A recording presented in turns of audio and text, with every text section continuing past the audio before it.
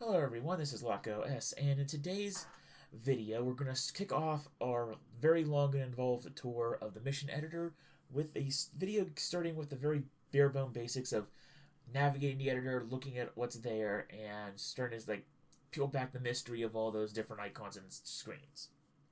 So, the DCS Mission Editor tool is a very powerful tool that can provide a ton of content to DCS World in generating any kind of mission scenario that you can dream of. Learning this tool's many features is as complicated as the most difficult aircraft in DCS, like the F-18C Hornet, the Strike Eagle. It is indeed something that's going to be very complex, so we're going to try to break it down into many videos over the next coming months. And it's also keep in mind that with time, they do actually have released many updates to the mission editor, and in fact, some of these updates that I will be getting into in the next several videos are things that have been significantly improved since a year ago. So this is something that it's a tool that is very powerful to use, and it does take time to learn, but it is a tool that they are also they're always improving. So that's always a good sign. So starting off with the basics, the mission editor is found on the main menu here under the mission editor tab. So you select it, and you're at this page where you can either open a mission or create a new mission. You're creating a new mission. You arrive at this screen where you will need to pick the map and the mission that the mission will take place on. Now you pick the map from the list of maps that you have installed, you have bought and installed. So so I have all the maps. Your map list might be limited to just the Caucasus or the Marianas if you literally just got DCS and haven't purchased a map yet. So that is it. Now I do know that there is a trial system and that you can trial maps. I would imagine that trialing a map will also let you have it give you the ability to create missions on it. However, keep in mind that since the trials are only 2 weeks long, you're not really going to have a lot of chance or time to create a lot of missions and work on them. So, something to keep in mind is that whenever you do create a mission, the map is fixed for that mission. So if I create this mission on the Syria map, but then later I want to have the mission on the Caucasus map, you won't be able to do that. It's very much that the mission is bespoke to the map that you selected. So keep that in mind. It sounds obvious, but it's something that you don't want to get this stuck in too complex of you don't want to generate too complex of a mission idea on like one map and then realize, no, this other map I would rather have it on that. You're gonna just be prepared to end up copying a lot of the work over. Now, figuring it out and troubleshooting is half the battle at least, but still you're gonna have to copy the logic, copy the units, etc., etc. Now, the good thing is, however, the countries over here and the coalitions they are assigned to can be changed after this step, but it's a good idea when you're creating your mission for the first time, at least, or a series of missions, just to get a general idea of who's like the general combatants, just to make your life a little bit easier. When we get into the mission editor, you'll be thankful that you've kept the number of red and blue countries to a minimum. It's one of those things where having all the countries assigned on either side makes one of the makes one of the lists that you have to go through pretty long. So keeping things relatively compact like this is nice. Now, to get a country to go from one side to the other or to the middle, you can go ahead and you have to select a country. So we'll say we want to add Russia to this list. So we find Russia. And we want to assign it to the red coalition, so we pick the red button. We can go ahead, we can say also Georgia for whatever reason. We want that on red. It'll pump it to red. Putting it on gray, we'll put it in this quote-unquote neutral faction. And then blue obviously puts it on the blue side. Fairly obvious. Now, in DCS World, there are basically 3 factions now within every mission. there's a blue side and a red side who are opposed to each other, and the AI by default will target blue AI and red AI will target each other and fight. Any country that's listed here in the middle category for neutral is considered a neutral third party and won't be attacked on site.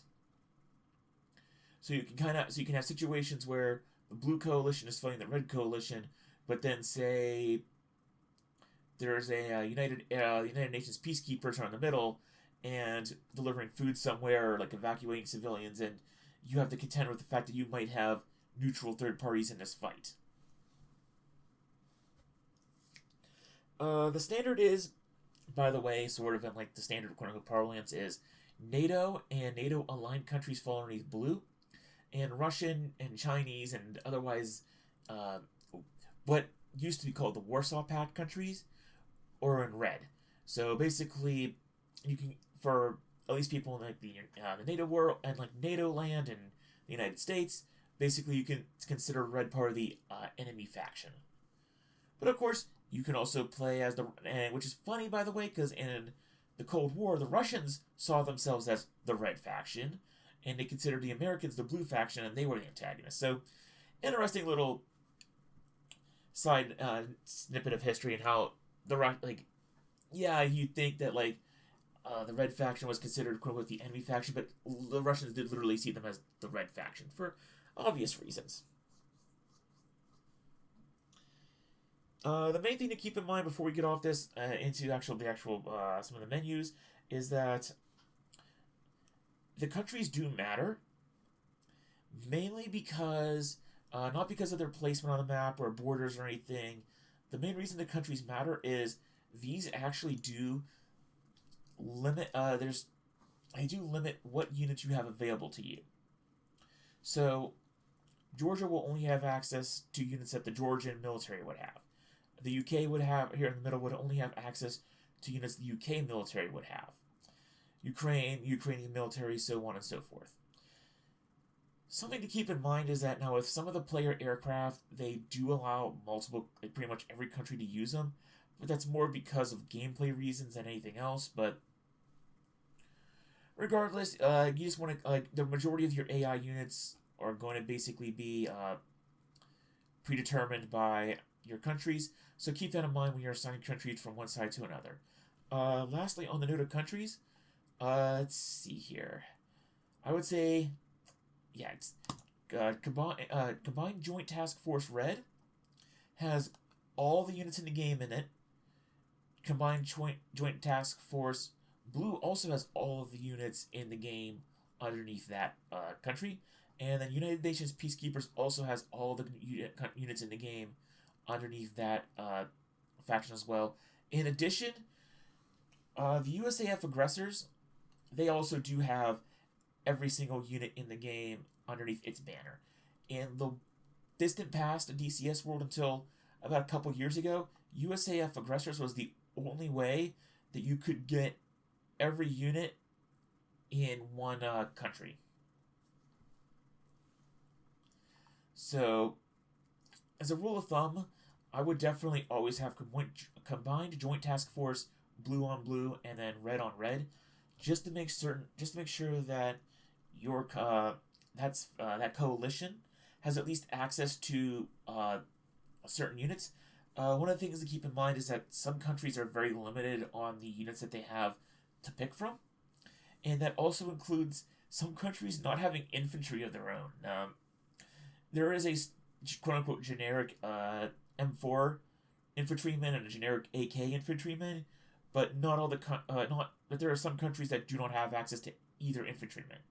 Like, weirdly enough, the UK has access to in the World War II pack a World War II British infantryman, but that's only appropriate for the World War II era, and you have to have the World War II asset pack in order to be able to use it. So, little oddball things like that to keep in mind. It's always just a good idea to have combined joint task force on either side when you create your missions.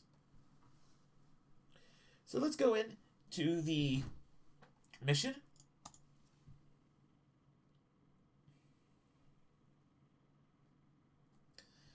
And you can also, on that previous menu setup presets and clear coalitions to move everything around and pick up presets, but I will say that the presets aren't very useful, because the presets are, you really can't save a whole bunch of presets. You can only save like one round of custom presets, and every map is different. It's not like the presets are based on map; they're kind of based on like a the Cold War or World War II, so they're not very horrendously useful.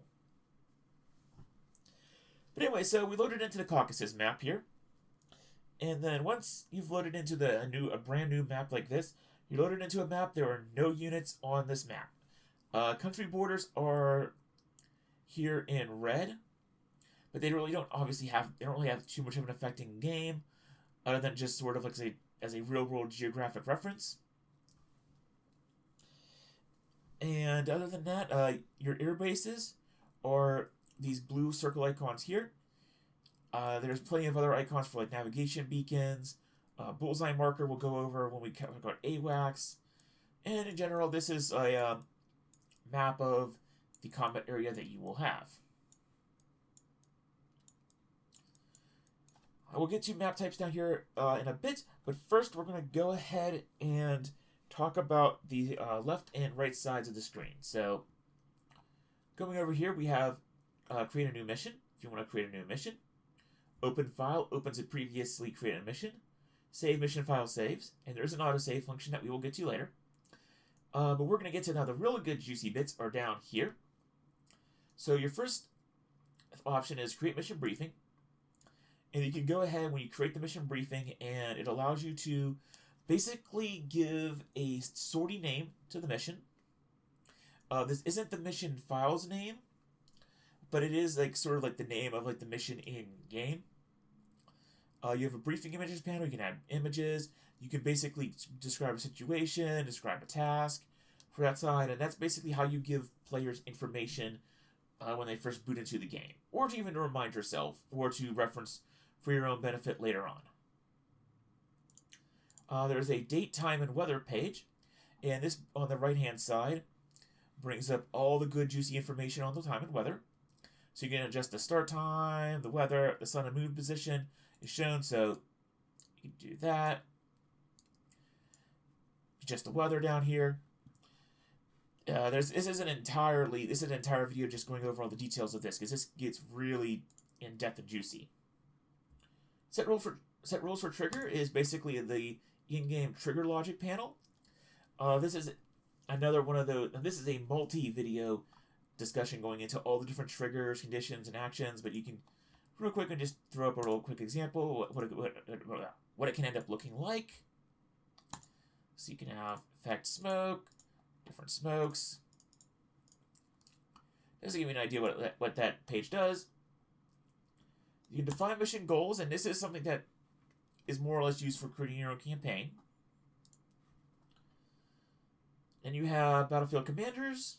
You can up here you can set up basically how many game masters you have, tactical commander, JTAC operators, and observers on either side. This is more or less used for multiplayer missions, or if you're trying to set up a mission where you are playing combined arms. Mission options. This is where you can enforce different mission options in the game, regardless of whether the players have it selected or not. So, giving a quick example here, like if you want to enforce basically that the player can't be immortal, have unlimited fuel or unlimited weapons selected, you can basically enforce that and enforce a null value, and that way they can't be immortal, can't be unlimited fuel, can't be unlimited weapons. More on this later. And then changing coalitions. Like I mentioned earlier with the nations, you can go into this if you need to add in another nation later on. You realize you want, for example, over here you want the nation of, let's see here, South Ossetia. You can add South Ossetia in, and it'll tell you that South Ossetia is switching from neutrals to red. If you already have like Georgian units in game, and for whatever reason you want to switch them to the red team, you can do that. And you can undo changes, click OK. We're back up here. Down here is where you add and modify groups, so you can go ahead. You can add an airplane group. This is where you add in units. To add in units real quickly, you just go ahead, select whatever type of unit that you want, left-click in game, and it pops up a new unit. And it'll automatically auto-generate a name. This is a whole other panel. Again, we will get to in a later video, but generally, as you've noticed, your details for whatever you're selecting are going to pop up on your left, on your right-hand side. So, you do an airplane group there. You can do helicopter groups, which are their own separate airborne group. Naval units. Vehicle groups. Template groups. Now, this is a useful tool if you... you're going to have to generally make your own template groups, because there's not too many that come into the game naturally. But you can basically set up predetermined groups, and then you can use them repeatedly across like your own missions. Like, for instance, a NASAM site. You can place that in, and it'll actually be a predetermined amount of units and templates. You can go ahead and have a NASAM site automatically generated for you. You don't have to go in and create the group by yourself. Just go ahead, plop down the template, and there you go. This bridge-looking icon is add or modify static object.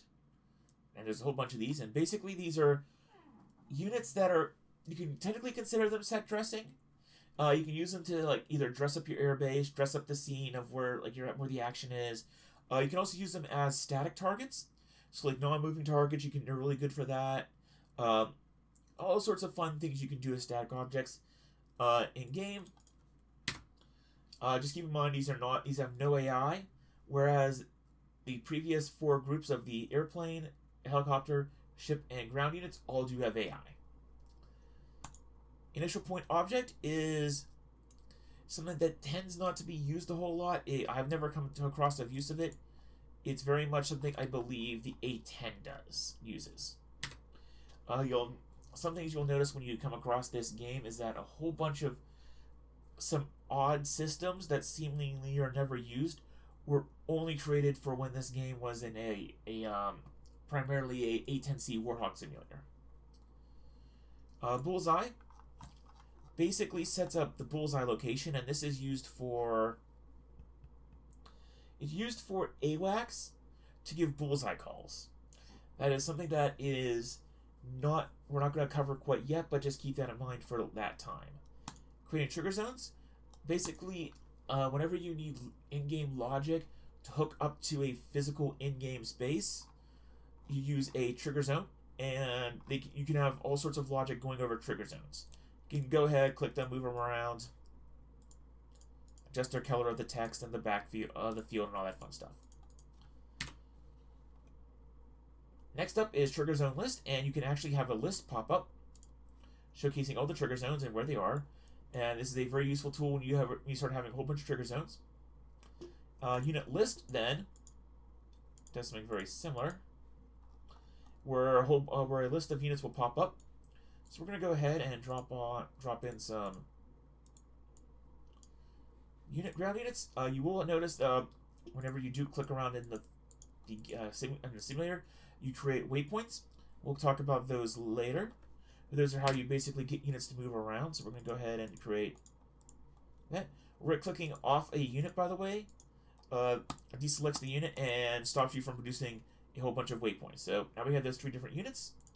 Go down here, and then we have a unit list. We can sort by helicopters.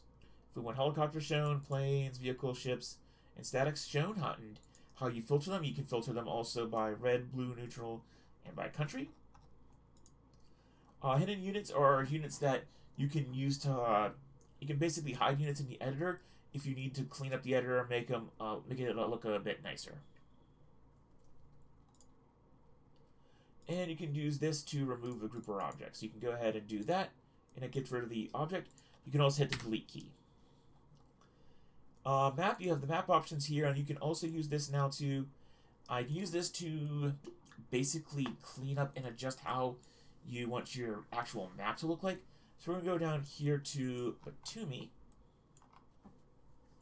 Zoom in so you start seeing the buildings and the power lines. And you can basically go in here and add like different things like geographic, different grid markings. Go ahead and remove names of like the towns. Remove the parkings over here. Just talks about the aircraft parkings. All things you can talk about. All things you can remove and adjust. So railways, rivers. You can really get down to bare terrain like that. It doesn't remove them from the actual in-game map. It just removes them from the visuals on the map. So you can just get a cleaner picture. You can also show and hide units of various factions to again help you see what's going on, especially when the map is chaotic. The draw tool was recently added, and this allows you to basically draw different lines and polygons and text boxes. You can use this to draw on the F10 map to basically create maps for the players, and also help in keeping track of things. And this is one of my favorite tools. In fact, let's go ahead and put everything back up.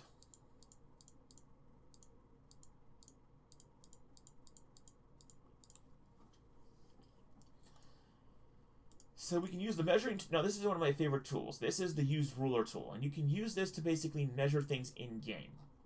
And this is a very good tool if you want to kind of create very nice, evenly spaced objects, or you're trying to get an idea of what distances in-game. So if you want to go to, say, you want to know the difference... if you want to know the distance between Batumi, say, and Koboleti, use ruler. Left click away from the airport. Hold on. You have to be. The use ruler tool is a bit finicky. There we go. Sometimes you have to be careful how you use it, because sometimes it'll think you're trying to click on an airport. So let's go ahead and say you want to know the distance between Lanchidi and Poti. You can do left click and drag. Again, sometimes it's a bit finicky, sometimes you have to click on it multiple times, but eventually it'll go for you, and we've seen from Poti to Lanchidi, it's basically 18 nautical miles. It'll also give you a bearing, so it is from Poti to Lanchidi, it is 18 nautical miles at bearing 98 degrees. And obviously, as you can see, you click, you drag to the location and let go, and it gives you the distance.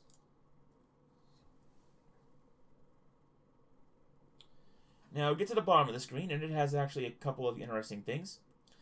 Let's see here. First off, we have the exit mission editor. This is a quick way to exit the mission editor. We have also default. All it does is default.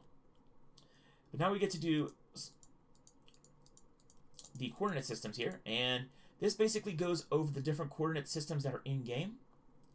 So it tracks where your mouse cursor is. So if we want to know the instance where this hangar is on the map, we can go ahead and put the mouse cursor over there, and if we're using MRGS coordinates, it's that. You can click on this, and we can get to, for instance, lat long precise. And you can see it's adjusting there. We can also do Control Y, and it'll bring up this page here. And this page here will give you all of the coordinates where the mouse cursor was at that time. So it's Control Y, and this page comes up. Coordinates like this are very important if you're trying to basically pass off target coordinates for GPS systems. So if you're using something more modern, like an F-18C Hornet or a F-16C Viper, and you're trying to, in the mission briefing, go over like the target positions, and you're saying, hey, the targets are at these coordinates, you don't necessarily have to give the player a waypoint. You can just feed them these coordinates. Also of note, and this is kind of important, the metric coordinates are X and Z coordinates that you will use in the mission editor to describe points to the mission logic. That's more or less used for scripting purposes. Like there is a JTAG, there's a basically a laze script that can create a laze from one point to another, and that's the coordinates you would use for an instance in that case. So, all the other ones are different coordinate systems that different aircraft use. You just have to keep in mind whatever aircraft you're using to use the correct coordinate system, because that's a whole mess. That's a whole other mess that we'll get into when we talk about coordinate systems and aircrafts.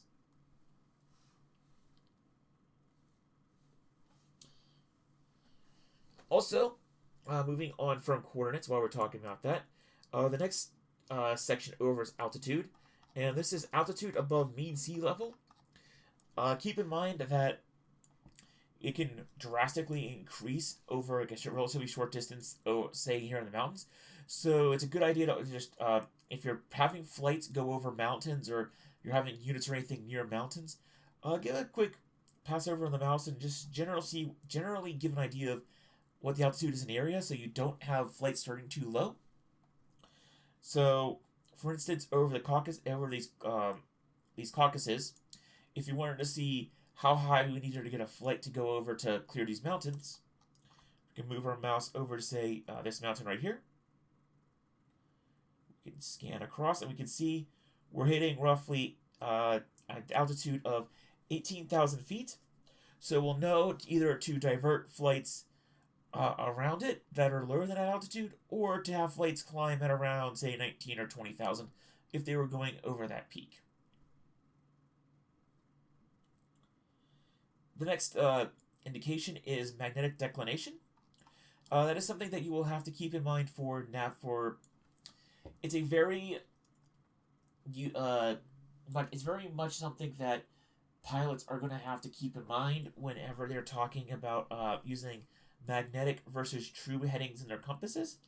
That is it's something to just keep in mind, because magnetic north doesn't face true north, and you're going to have to basically keep that number in mind whenever you are navigating to know the offset between your magnetic compass versus your true HSI compass.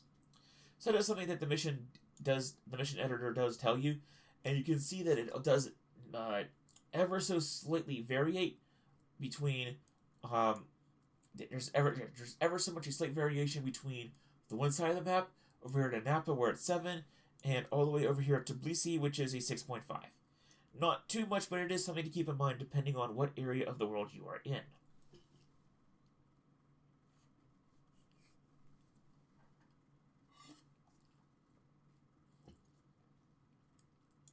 Now, going down here, we have different options to view the map.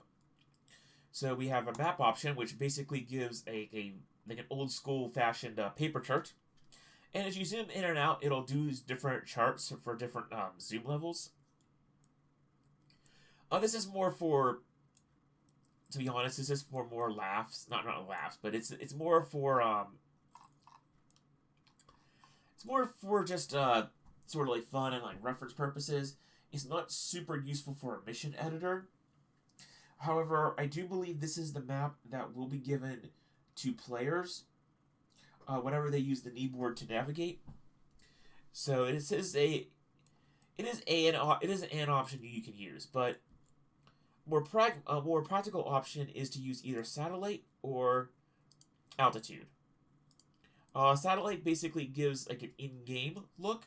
So if you were like this high up, this is kind of how it would look from like a bird's eye view. But if you go down here, let's say here to, go ahead to Batumi, kind of see this is like a very much a bird's eye view of Batumi from like an in-game view, where you see like the buildings, see the texture, you can see the airport terminal. That's what it's called. You can also see like there's also some two Mi-8 over there. So we can go ahead and if we do altitude, all the buildings and everything is sort of like grayed out, and it's more of a it's more focused on these contour lines, where you can kind of see where the altitude is, like where the the mountains form up and like the slopes. So I like to I do say it's also more cleaner look whenever you're just trying to get like a general like bird's eye view. So but if you're looking for more of a like what does it actually look like view, satellite is actually pretty good, and I tend to stay in satellite for a lot of my like in detail I detailed in close look on things. So we can go ahead and just to give you an idea of something that we're going to just get into soon. We're going to go ahead and on this map, we're going to place, let's see here, we're going to place an A10 here at Batumi, Parkway and Ramp, and you definitely see that the units do, it doesn't matter if it's an altitude view or a satellite view, units are actually shown if you have this show model selected. So it doesn't matter between altitude and satellite, it'll still show the units, but if you want the units to not be displayed, you can go ahead and disable show models. By default, I would always keep show models on, especially if you're dealing with ground units, because there's very much a possibility that you could place, say, 2 static units. So let's pick some 2 big static units here. Structures.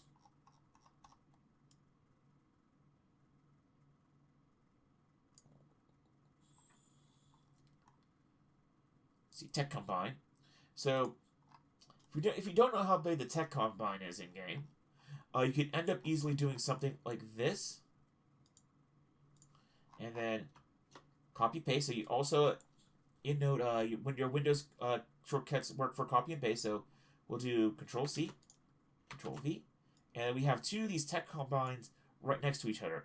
But what you don't know is if you don't have the model viewer on, they basically have become overlapping because they're such a big model. So always keep your model viewer on. Your graphics shouldn't take too much of a hit in this mission editor, so that's something you should just keep in mind. Now, lastly, for down here, as far as your options go, you have a historical list of units. This is something you can enable and disable at any time to basically filter out the units based on date. So these are all the airplane groups that would have been available in the year 2006.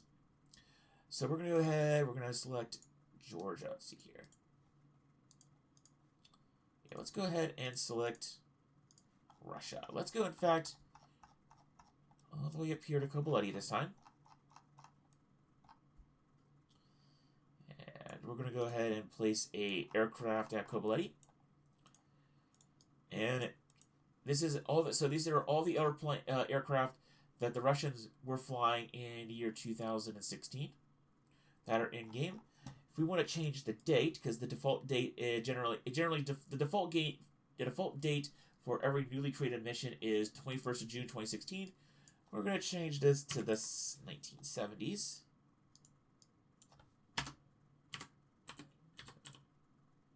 Come on, there we go. And we can all just, for giggles, go to December.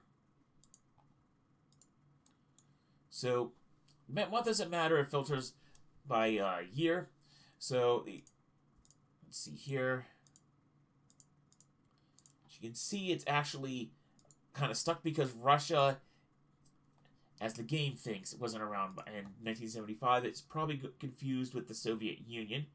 So let's go ahead. This is a good example of going to coalitions. And it is something that does happen, by the way. You have the Third Reich in Germany. Those 2 were considered technically separate countries. One wasn't around technically at one time. So now we go to the USSR. 1975, the MiG-21 pops up. Disabling it, USSR, you now have all these different units that pop up that you can select from. So once again, this is unrestricted. You have all these different units. Go ahead, you can restrict it, and you're only then stuck with the MiG-21. Now, of course, you could also go to nothing, and you get a couple more units. That is something to also keep. I will cover in a later video. Task does also restrict your units, but you can go ahead and you can see that compared to before, restricting it by date allows you to filter out the units so that you're only using units that are from that correct time period. It's not a perfect list, by any means. There are some units that they haven't gotten around to adding in the correct dates for, but it is something that you can use to help tailor your missions to be more eras correct. And lastly, down here, I'm going to zoom out a little bit so you're not too zoomed in on Koboleti. Down here in the bottom right-hand corner is the date and time in real life. So you two can also wonder, oh, it's the 21st.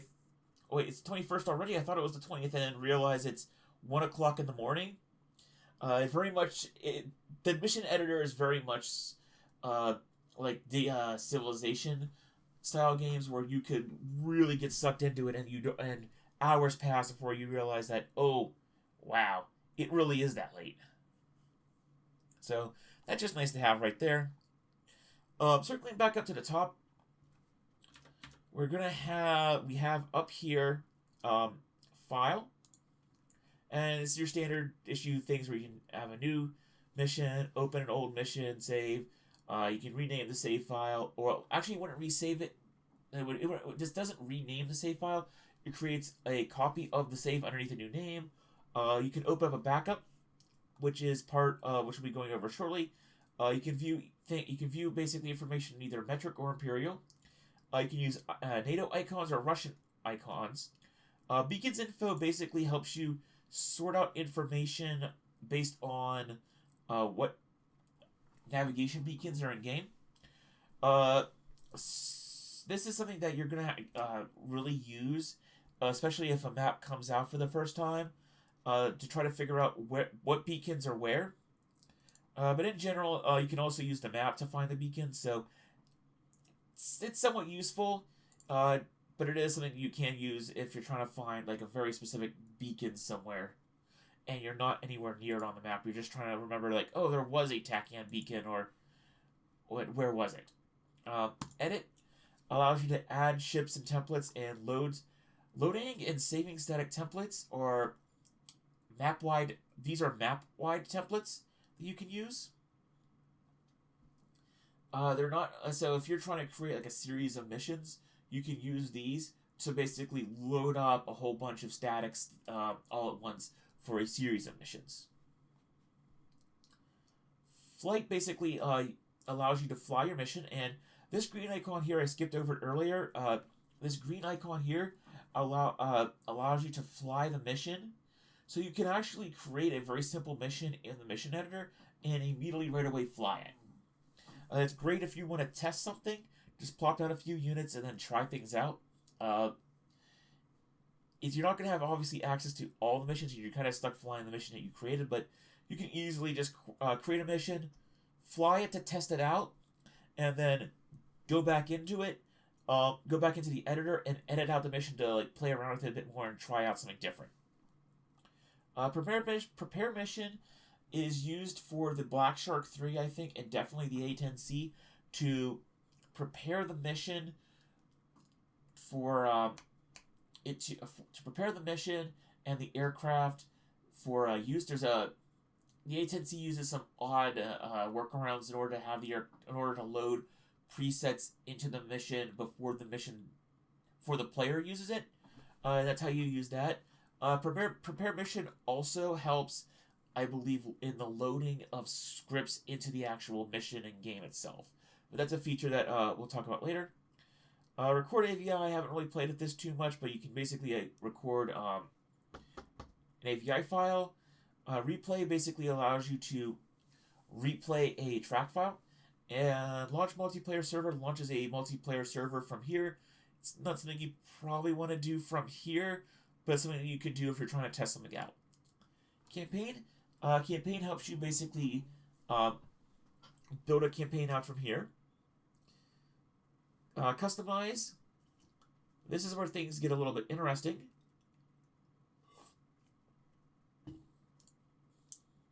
You can then again go to missions options up there. You can go to locale. You can do different mission and map options from here as well, as compared to down to the side and below. Locale panel is something you only want to use if like you're doing for more professional mission makers, or if you're trying to set up like a a Russian version of the mission versus a English version. Set position basically allows you to move anywhere on the map if you want to go by the actual coordinate system. Logbook is interesting. It brings up your logbook. Don't know why I need to see that, but it is there. The DCS logbook, by the way, is a bit wonky, so you're better off creating your own. Mission generator you can actually use the mission generator here to auto-generate missions. But it's something that I would suspect is going to change soon with the dynamic campaign that you're talking about, but you can generate missions here. And the miscellaneous, you can have an encyclopedia, which actually brings up an in-game encyclopedia of all the units inside the mission editor, so you can get an idea of what everything does. Sometimes they have really good sometimes they have really good information on the item. Sometimes it's just literally just a name and that's it. For instance,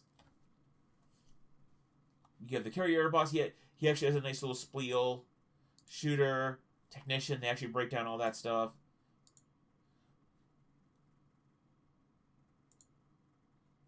You can even go into like the miscellaneous things like an air show crowd and all this other stuff. So it kind of just shows you what's in game. You can look up information. You can look up more real life information there, although it's not a. I mean, it's as accurate as you're probably gonna. It's decently accurate to like real life stuff, but again, it's just sometimes there's no information about an item. Sometimes there isn't. Sometimes there is. Sometimes there isn't. It's just sort of a hit or miss with the encyclopedia. Credits. Obviously brings up the credits. And lastly, we have up here, before we finally wrap up this video, view detection areas and view engagement areas. This is very important for air defense units and SAM. And basically, anything that can shoot at you, you're going to want to have this up. So let's see here. Let's put a SA-8 OSA. The detection range and the engagement range are how far the unit can see other units. Particularly, it's very much a radar detection range, not necessarily a visual detection range. So this SA-8 can see any air unit within this yellow circle, as long as it has line of sight. And then the red circle here is basically its maximum engagement range with missiles.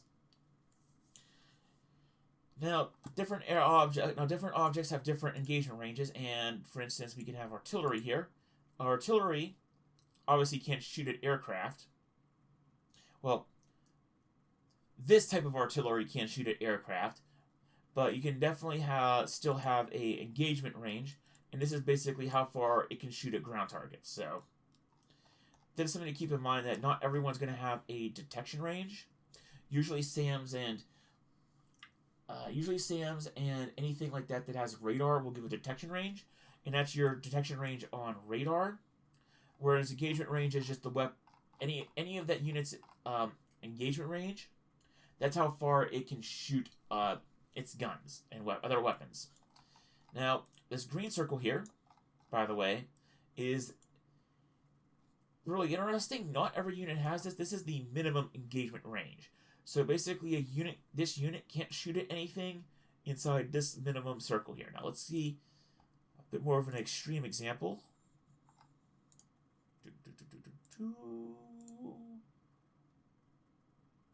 So this MLR, this rocket artillery has a huge range in which it can't engage friendlies. It can only engage targets between this green circle and this red circle. And that's it for basically the sort of like the UI and the overlay of the mission editor.